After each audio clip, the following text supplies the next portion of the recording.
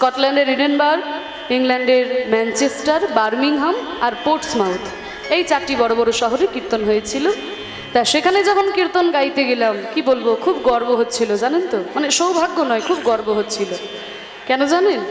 কারণ যারা আমাদের দেশকে 200 বছর শাসন করেছে, 200 বছর শাসন করেছে, তাদের দেশে গিয়ে মহাপ্রভুর কীর্তন প্রচার করছি, তারা ধুলায় লুটিয়ে গড়াগড়ি দিচ্ছে, এর থেকে বড় গর্বের আমাদের কি হতে পারে?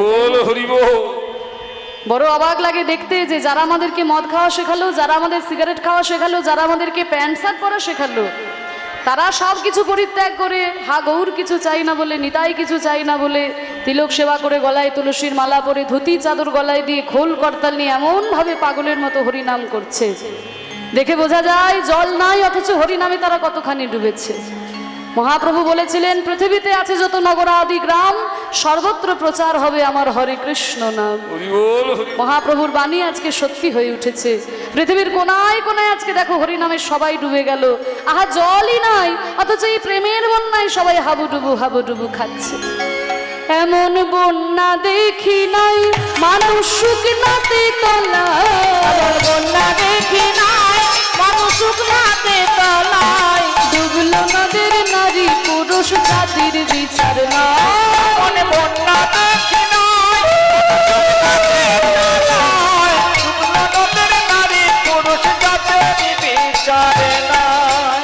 কোনো জাত বিচার নাই, আগে ছিল জাতির বিচার, মহাপ্রভু আর কোনো জাত বিচার রাখলেন না। ব্রাহ্মণ, ক্ষত্রিয়, বৈশ্য, শূদ্র, চণ্ডাল হরি নাম করলেই উদ্ধার পেয়ে যাবে। শুধু জাতির বিচার নাই তা নয়, ধর্মেরও বিচার নয়। তাই তো তাকিয়ে দেখো, ওই হরিদাস হরি বল বলে রে, হরিদাস হরি বল বলে রে, হরিদাস ওই হরিদাস সেই কাজের ছেলে, সেও বুঝি ডুবে গেল, হরিদাস কাজের ছেলে, সেও বুঝি ডুবে গেল। হরি নামের বন্যা যে প্রেমানন্দায়, হরি বলো, হরি নামে বন্যা যে এলো,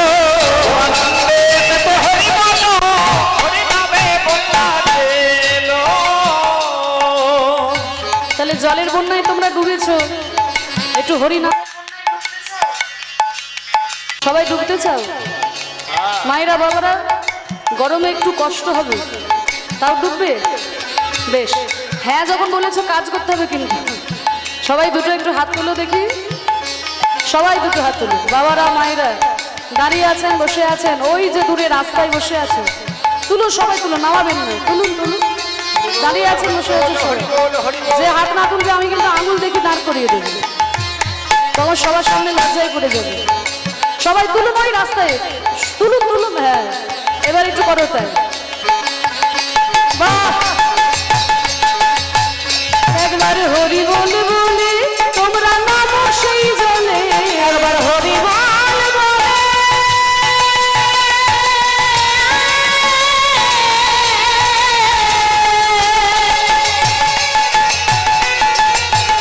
তোমরা নামো সেই জলে, আর ডুবলো যে জন পেল রতন সন্তোষ রাই বলে, একবারে হরি বলে বলে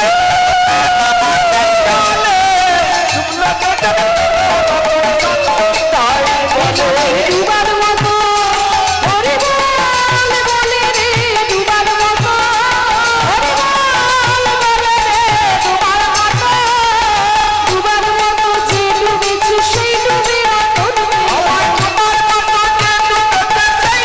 রতন পেল, হরি নামের বন্যা যে এলো, প্রেমানন্দে বন্যা যে এলো,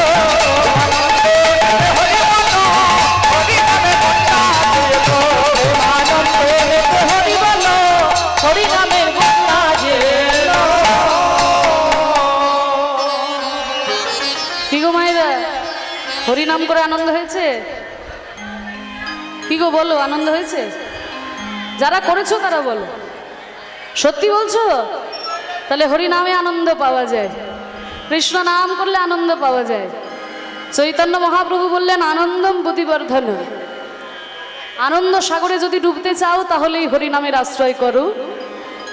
তাই আনন্দময়ের নাম যখন আজকে নদিয়ার পথে পথে বিতরণ করছেন, সারাদিন হরিনাম করার পরে যেই না পশ্চিম দিকে সূর্যটা পাটে বসতে গেছে, আজকে নিতাইকে ডেকে বলছি, দাদা নিতাই, দেখো দেখো দাদা, পশ্চিম দিকে সূর্যটা কেমন পাটে বসতে চলেছে, দেখো দাদা সূর্য দেখো। হ্যাঁ রে নিমাই, তুই হঠাৎ আমাকে সূর্য কেন দেখাচ্ছিস?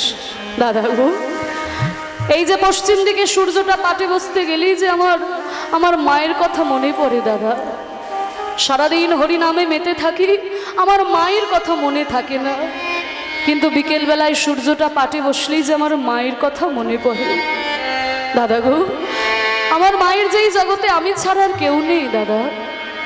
একদিন আমার মায়ের সব ছিল জানো তো, শুধু তোমাকে বলছি, আমার 8টা দিদি ছিল, সেই 8টা দিদি মারা গেছে। আমার বড় দাদা বিশ্বরূপ 18 বছর বয়সে সন্ন্যাসী হয়ে চলে গেছে। সহ্য করতে না পেরে আমার পিতা জগন্নাথ মিশ্র ইহ জগৎ পরিত্যাগ করে চলে গেছে দাদা গো। আমার মায়ের যেই জগতে আমি ছাড়া কেউ নাই দাদা। অনেক হরিনাম প্রচার করেছি, আর হরিনাম ভালো লাগছে না, চলো দাদা এবার ঘরে ফিরে যাই। হরি বল নিতাই গৌর হরি বল, হরি বল হরি বল হরি বল। আর হরিনাম প্রচার করব না।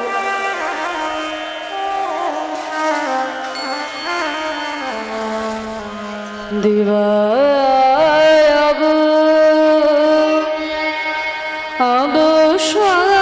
অবসান হেরে প্রভু আমার গৃহেতে চলে দিবা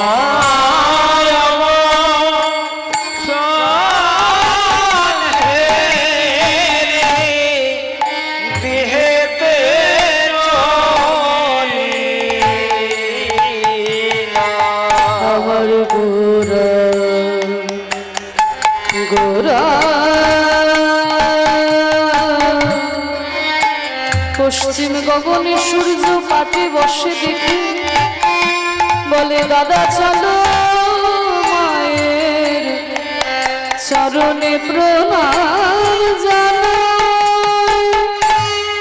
নানা আর তো খেলা ভালো লাগে না।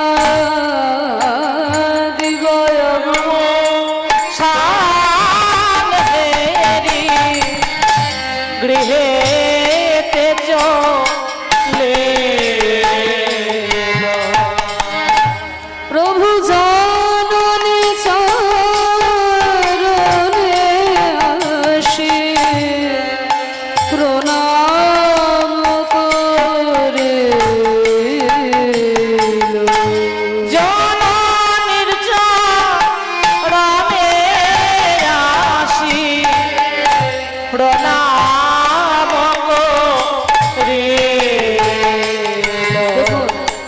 মহাপ্রভু কত বড় মাতৃভক্ত দেখুন। সারাদিন হরিনাম করে যখন বিকেলবেলায় ঘরে ফিরে এসেছে, মায়ের চরণে একেবারে ষষ্ঠাঙ্গে প্রণাম, একেবারে শুয়ে পড়ে মাকে প্রণাম করছেন। আজকাল তো আমরা বাবা মাকে প্রণাম করতে ভুলেই গেলাম। বাবা মাকে প্রণাম করতে ভুলেই গেছি। রামকৃষ্ণদেব বলেছিলেন, বাবা মাকে প্রণাম না করে ঠাকুরের চরণে যতই মাথা ঠুকো, তুমি মাথা ঠুকবে আর ভগবান তোমাকে ঠুকরে দেবে। তিনি তো সহজ করে মানুষকে বোঝাতেন যে, ওরে বাবা মাকে পুজো না করে ঠাকুরকে যতই পুজো কর, পুজোর নামে তো ছাই হবে। হ্যাঁ, আমাদের মহাপ্রভু তো একই কথা বলেছিলেন। ও যে রঘুনাথ ভট্ট মহাপ্রভুর কাছে গেছিল বৈরাগ্য চাইতে, মহাপ্রভু বলল, রঘুনাথ তোর জ্ঞানের উদয় হয় নাই, তুই ভালো করে বাবা মায়ের সেবা কর। বাবা মায়ের সেবা করতে করতে বাবা মা যেদিন বিদায় নেবে সেই দিন তুই বৈরাগ্য নিবি। আমার মহাপ্রভু পর্যন্ত শুধু মায়ের ইচ্ছা পালন করার জন্য নীলাচলে থেকে গেছিলেন সারা জীবন। আজকে মায়ের চরণে প্রণাম করলে, জননী চরণে আসি প্রভু আমার প্রণাম করিল, প্রণাম করিল, প্রণাম করিল,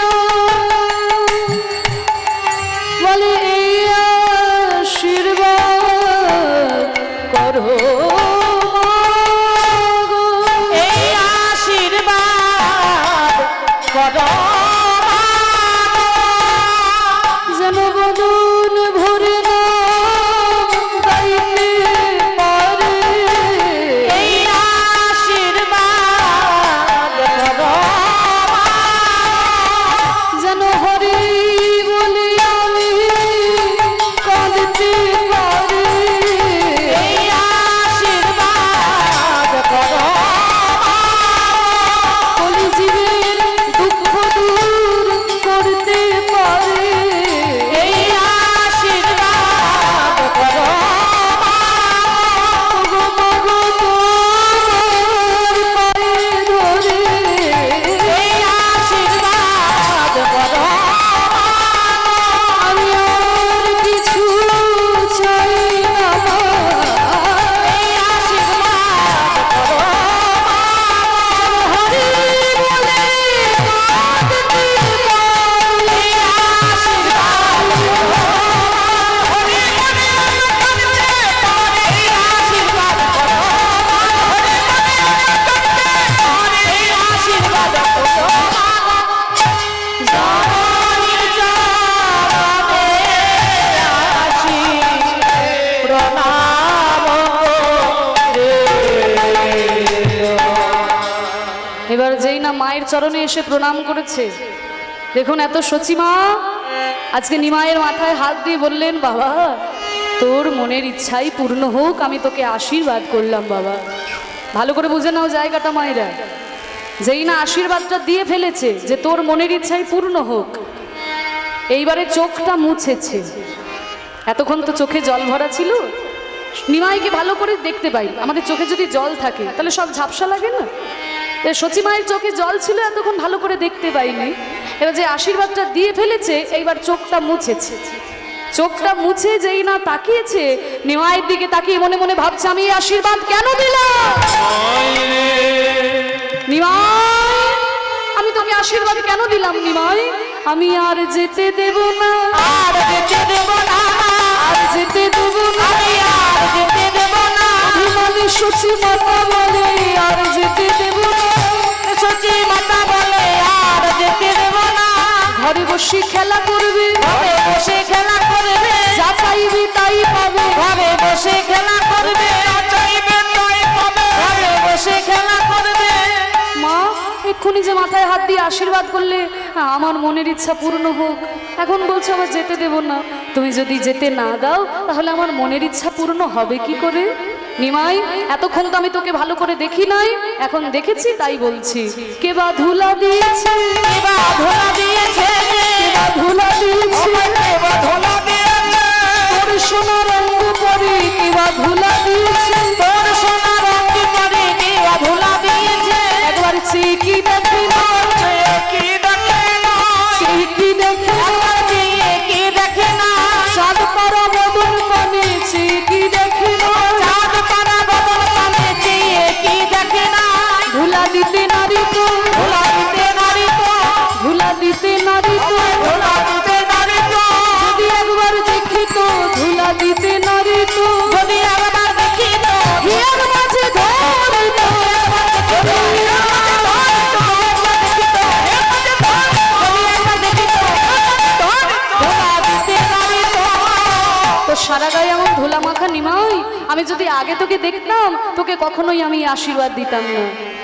ভক্তরা এক পাশে দাঁড়িয়ে বলছে, মা তোমার নিমাইকে কেউ ধুলো মাখায়নি গো, তোমার নিমাই নিজে ধুলো মেখেছে, নিজে ধোলা মেখেছে, নিজে ধুলা মেখেছে, নিজে ধোলা মেখেছে, ধুলা মাখার স্বাদ পেয়েছে তাই নিজে ধুলা মেখেছে। ধোলা মাখার স্বাদ পেয়েছে তাই নিজে ধোলা মেখেছে।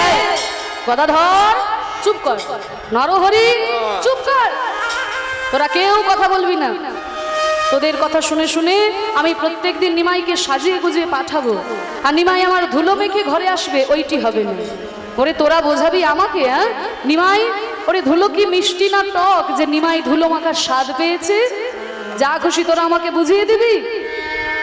ভক্ত এক পাশে দাঁড়িয়ে বলছে, নরহরি নিমাই যে ধুলো মাখার স্বাদ পেয়েছে এটা তুমি মাকে বোঝাতে পারবে না, ওটা ভক্তরাই বোঝে, মা ওটা বুঝতে পারবে না।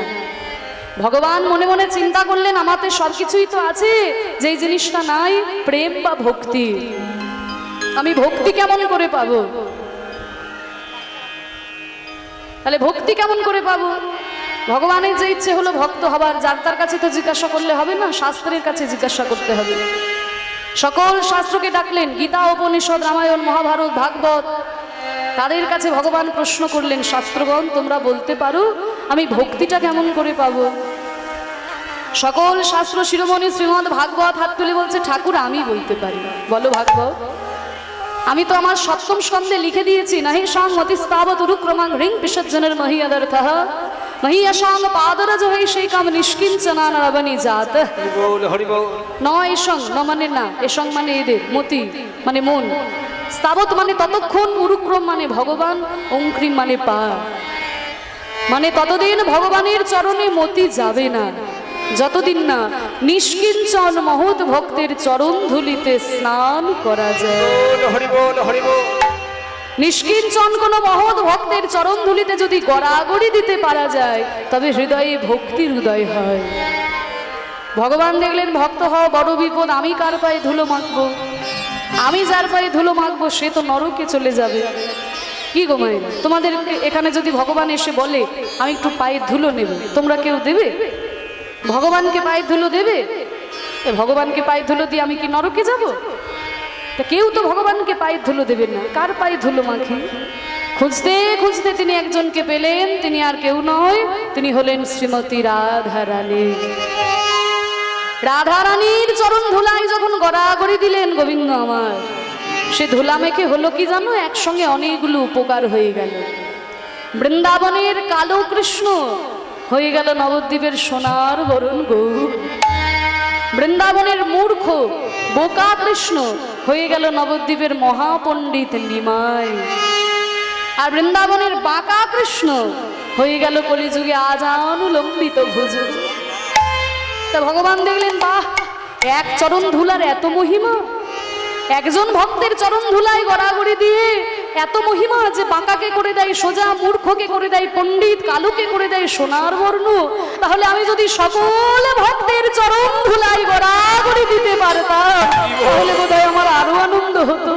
তাই মাগো, তোমার নিমাইকে কেউ ধুলো মাখায়নি মা, ও নিজে ধুলা মেখেছে, নিজে ধুলা মেখেছে, নিজে ধুলা মেখেছে, ধুলা মেখেছে, স্বাদ পেয়েছে, নিজে ধুলা মেখেছে, ধুলা মাখা স্বাদ পেয়েছে, তাই নিজে ধুলা মেখেছে। আমরা ধুলা দিই না, আমরা ধুলা দিই না, নিজে ধুলা মেখেছে, আমরা ধুলা দিই না, নিজে ধুলা মেখেছে, আমরা ধুলা দিই না। বাহ, আমার মহাপ্রভু নিজেই ধুলো মেখেছে গো। ধুলায় ধূসরি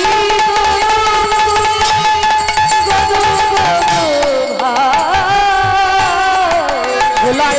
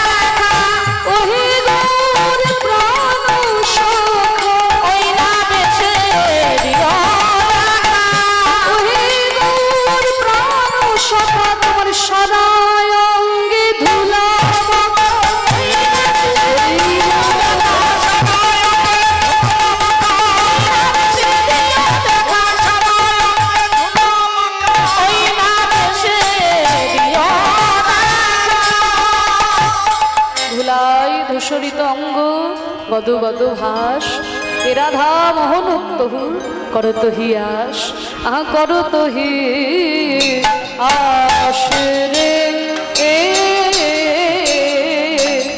রাধা মোহন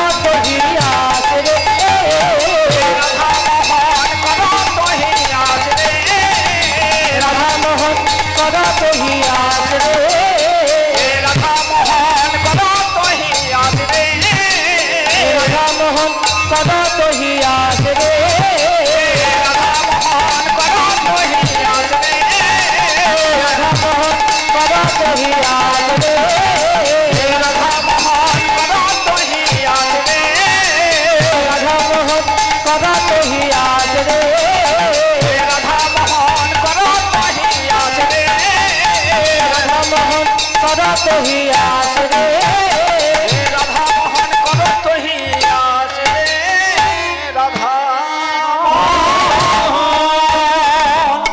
জানিতাই একটু সাউন্ডটা ঠিক করো, জানিতাই পরিষ্কার করো, মাইকটা যাচ্ছে না ওই জানিতাই প্রথমে কত সুন্দর জানিতাই, ছিল জানিতাই। সাউন্ডটা।